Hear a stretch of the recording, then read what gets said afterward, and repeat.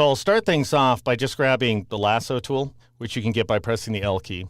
And then I'll draw a pretty broad generalized selection outline like this. And the reason being, you don't really have to be that careful when you're working with content-aware patch, because this region over here on the left-hand side is not going to get fully filled in, and it's going to give you kind of an organic look, as you'll see. And then I'll go ahead and switch over to the patch tool, which you can get, by the way, by pressing the J key as well. And I'll make sure that patch is set to content aware up here in the options bar.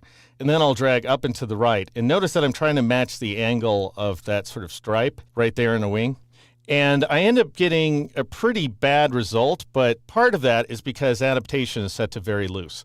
So I'll press Control H or Command H to hide that selection outline. And then I'll switch the setting to very strict so that we can get rather the opposite effect.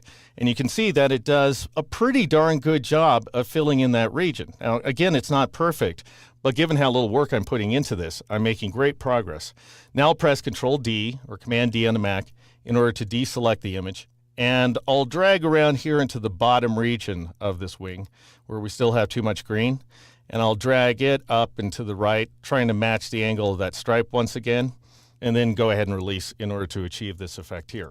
So I could spend some more time on it. I could drag around this guy because I don't want that repeated detail, and I could drag it up and to the right as well, then click off the selection in order to deselect it. And that's really it. And to give you a sense of just how much I was able to accomplish that quickly, I'll press the F12 key in order to revert the image. That's how much wing we were missing before. And now if I press Control Z or Command Z on the Mac to reinstate my changes, that's the wing we have now, thanks to our ability to retouch images using content-aware patch.